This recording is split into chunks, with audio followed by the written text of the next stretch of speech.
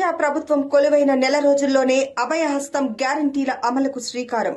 రాష్ట్ర ముఖ్యమంత్రి శ్రీ యనుమల రేవంత్ రెడ్డి గారు, ఉప ముఖ్యమంత్రి శ్రీ బట్టి విక్రమార్క మల్లు గారు మరియు రాష్ట్ర మంత్రివర్గం చేతుల మీదుగా ప్రజా పాలన ప్రోగ్రాం ప్రారంభం. డిసెంబర్ 28, 2023 నుండి జనవరి 6, 2024 వరకు ప్రజా పాలన దరఖాస్తుల స్వీకరణ. ఈ ప్రజా పాలన దరఖాస్తులో మహాలక్ష్మి, రైతు భరోసా, ఇందిరమ్మ ఇండ్లు, గృహజ్యోతి, చేయూత గ్యారంటీల లబ్ధి కొరకు అప్లై చేసుకోవచ్చు. ప్రగతి పదం, సకల జనహితం, మన ప్రజా ప్రభుత్వం. Good morning everybody. నేను మీ రమేష్ పోతరాజు. ఎప్పటిలాగే మనం రెండు ప్రధాన దినపత్రికలు వచ్చినటువంటి ప్రధాన శీర్షికలను చర్చిద్దాం. ముందుగా ఈనాడు పేపర్కి వచ్చినట్లయితే పాత బిల్లులకు పైసలు ఎలా. ఫస్ట్ అసలు ఈ మధ్యకాలంలో వంటర్సుడు గోసలే ఉన్నాయి. ఏ పేపర్ ఓపెన్ చేస్తే పాత బిల్లులకు పైసలు ఎలా. పెండింగ్ బిల్లుల సంఖ్య 4.78 లక్షలు. పెండింగ్ బిల్లులే 4.78 లక్షల బిల్లులు ఉన్నాయట.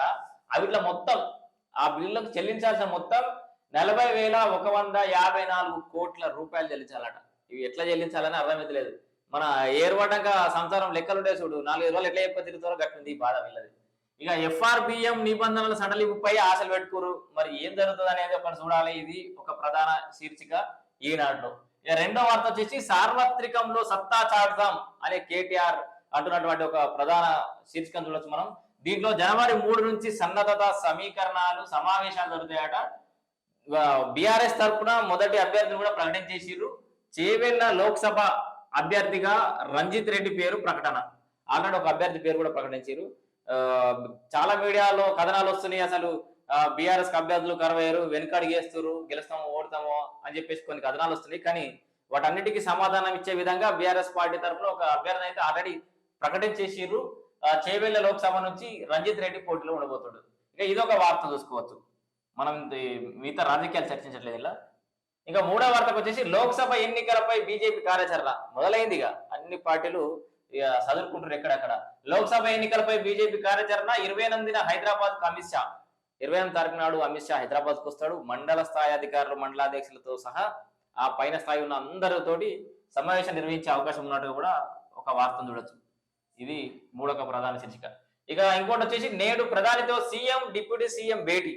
ఇది ఒక పెద్ద వార్త చెప్పుకోవచ్చు. గతంలో చివరిసారి ఢిల్లీకి పోయినప్పుడే మోడీతో సమావేశం జరుగుతుందని అందరూ భావించినప్పటికీ కూడా అప్పుడు ఏదో కారణాలతో క్యాన్సిల్ అయినట్టుంది. ఈ రోజు అయితే ప్రధాని నరేంద్ర మోడీతో సీఎం రేవంత్ రెడ్డి అట్లాగే డిప్యూటీ సీఎం బట్టి విక్రమార్కను అయితే భేటీ కానున్నారు. మరి ఏం రాష్ట్ర ప్రభుత్వానికి సంబంధించి ఎలాంటి అంశాల మీద చర్చిస్తారు అనేది కూడా కీలకంగా చూడొచ్చు మనం. ఇక కాంగ్రెస్ అగ్రనేతలతోనూ సమావేశం. ఇక ఎట్లా ఢిల్లీ దాకా పోతారు కాబట్టి కాంగ్రెస్ అగ్రనేతలతో కూడా సమావేశం నిర్వహించుకుంటున్నారు. అక్కడ ఈ నామినేటెడ్ పోస్టులకు సంబంధించి కూడా ఒక స్పష్టత వచ్చే అవకాశం ఉంది. అండ్ లోక్సభ అభ్యర్థుల మీద కూడా మరి చర్చిస్తారా లేదా అనేది ఇవే చూడాలి. ఇవి 3-4 ప్రధాన అంశాలు అయితే. ఇక నెక్స్ట్ ఈ శ్వేతం వర్సెస్ శ్వేతం అనే పోటీ అని నడుస్తూ ఉంది. శ్వేతపత్రం అని వాళ్ళు రిలీజ్ చేశారు, శ్వేతపత్రం అని చెప్పేసి వీళ్ళు రిలీజ్ చేస్తారు. ఈ పోటీ పవర్ పాయింట్ ప్రజెంటేషన్లు అయితే నడుస్తున్నాయి. ఇక ఇక్కడ చూడొచ్చు మనం 29న మేడిగడ్డ వద్ద పవర్ పాయింట్ ప్రజెంటేషన్. వీళ్ళు ఏదైతే శ్వేతం రిలీజ్ చేసి వీళ్ళు శ్వేతపత్రం ఉన్నారో బిడ్డ ఎట్లా కాదు, ఇక మేడిగడ్డ ప్రాజెక్ట్ దగ్గరనే పవర్ పాయింట్ ప్రజెంటేషన్ చేస్తామని చెప్పేసి అధికార పార్టీ డిసైడ్ అయింది.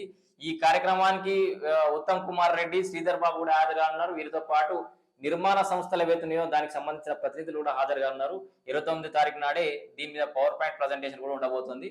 ఇది V6 వెలుగు దినపత్రికలు వచ్చినటువంటి ఒక ప్రధాన అంశం చెప్పుకోవచ్చు. ఇక ఇంకొక ప్రధాన అంశం ఏంటంటే TSPSC ఎగ్జామ్స్ పై రాని స్పష్టత. ఇంతవరకు స్పష్టత. ఇది కాదు అసలు, ఇవన్నీ కాదు అసలు బాధలు, ఇది అసలు బాధ. విద్యార్థులందరూ చాలా ఆతృతగా ఎదురు చూస్తున్నారు. ఇప్పటికే ఎప్పుడు నోటిఫికేషన్ పడతాయని. గతంలో వచ్చినటువంటి ఈ ఎగ్జామ్స్ రిజల్ట్స్ మీద స్పష్టత రాలేదు, ఇంకా ఏది రాలేదు. ఇక్కడేమో వీళ్ళు రాజీనామా చేసారు. ఈ రాజీనామానేమో గవర్నర్ ఆమోదించలేదు. వీళ్ళు ఎప్పుడు ఆమోదిస్తారు, కొత్త బోర్డు మెంబర్లు ఎప్పుడు రావాలి, కొత్త కమిషన్ చైర్మన్ ఎప్పుడు రావాలి, రిక్రూట్మెంట్ అనేది ఎప్పుడు కావాలి. ప్రభుత్వం ఒకసారి వీటితో పాటు వీటి మీద కూడా కాస్త కాన్సన్ట్రేట్ చేస్తే బాగుంటుంది అని చెప్పేసి విద్యార్థుల తరఫున మేము కోరుతున్నాం. TSPSC ఎగ్జామ్స్ మీద ఇంకా స్పష్టత రాలేదు. కమిషన్ చైర్మన్ 3 మెంబర్లు రాజీనామా చేసారు.